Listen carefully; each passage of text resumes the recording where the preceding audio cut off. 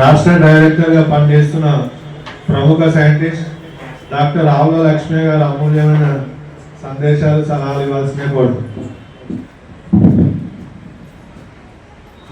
సంఘం అధ్యక్షులు, సెక్రటరీ గారు, తర్వాత గట్టయ్య, శ్రీనివాస్, చాలా అందరు పెద్దలు, తర్వాత మన అర్జున్ గారు, రామ్ గారు, వీళ్ళందరితో పాటు నేను కూడా ఇక్కడ ఉన్నందుకు చాలా గర్విస్తున్నాను.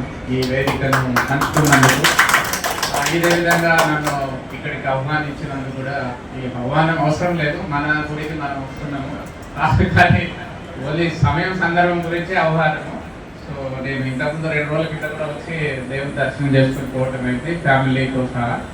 సో ఈ అవకాశాన్ని కల్పించినందుకు మరొకసారి వీళ్ళందరినీ మనం కృతజ్ఞత తెలుపుకుంటూ, సో మన అర్జున్ గారు, రామ్ గారు చాలా క్లుప్తంగా చెప్పారు. మన విశిష్టత ఏంటి, మనం ఎక్కడి నుంచి వచ్చాము, ఎన్ని సంవత్సరాల నుంచి మనం ఇలాంటి జరుపుకుంటున్నాము. మన కురుమలకు దేవుడు ఎవరు అనగానే పెద్ద దేవుడు బీరప్ప పండుగ అంటుంటారు. సో ఇది ఒక జాతరలాగా జరుగుతుంది. ఈవెన్ లాస్ట్ గత సంవత్సరము మా ఊర్లో కూడా జరుపుకున్నాము.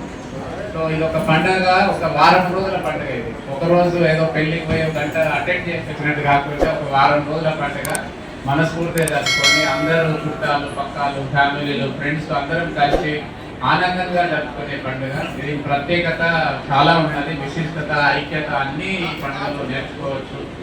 అదే కాకుండా ఇప్పుడు మన పెద్దలు చెప్పినట్టు మన కులం చాలా ఇంకా అభివృద్ధి చెందాలి. ఇప్పటికీ అభివృద్ధి చెందినప్పటికీ ఇంకా చాలా ఎడ్యుకేషన్ పరంగా, సైన్స్ పరంగా, వాళ్ళ ఆలోచన పరంగా మనకు ఒక లెవెల్, అంటే మనకి ఏ పెద్ద లెవెల్ ఎవరైతే ఉంటారో అలాంటి పోస్టులు, ఎమ్మెల్యే కానీ, ఎమ్మెల్సీ కానీ, ఇలాంటి పోస్టులలో కూడా మనం ఇప్పుడిప్పుడే పోటీ పడుతున్నాము, తర్వాత రాణిస్తున్నాము. బట్ మన పార్టిసిపేషన్ చాలా తక్కువ. వేరే కులాలతో కంపేర్ చేస్తే, పెద్ద కులాలతో కంపేర్ చేస్తే మన పార్టిసిపేషన్ కానీ, మన చదువు శాతం కానీ చాలా తక్కువ ఉంది. సో అందరూ ఒక విధంగా ఏంటంటే అందరూ ఈ ఎడ్యుకేషన్, ఒకవేళ ఎడ్యుకేషన్ చదువు కనుక వస్తే ఆటోమేటిక్గా మన కమ్యూనిటీ బాగుపడుతుంది, మనకు తెలియని విషయాలు తెలుస్తాయి. సో కొన్ని చాలా తెలియక కూడా మనం వెనుకబడిపోతున్నాము, అందరికి తెలుసు. ఈవెన్ నా ఎగ్జాంపుల్ తీసుకుంటే కూడా మాది చిన్న గ్రామం, అంటే సైదాపురం కరీంనగర్ డిస్ట్రిక్ట్ చిన్న గ్రామము. మా జనాభా 300 మంది ఉండేవాళ్ళు. 300 మంది అంటే ఒక 100 ఇల్లు మాత్రమే ఉండేది, 100-150 ఇల్లు మాత్రమే ఉండేది. అందులో మొట్టమొదట చదువుకు వెళ్ళింది నేను మా విలేజ్ నుంచి. అందరూ కూడా ఎందుకు ఈ పిల్లలు ఎక్కువ పెడుతున్నారు, తొందరగా మేము కార్యక్రమాలు స్టార్ట్ చేయాలండి. భక్తులు చాలా మంది వచ్చి ఉన్నారు, వెళ్ళిపోతున్నారు, కాబట్టి మీ యొక్క కార్యక్రమం స్టార్ట్ చేయాలి తొందరగా.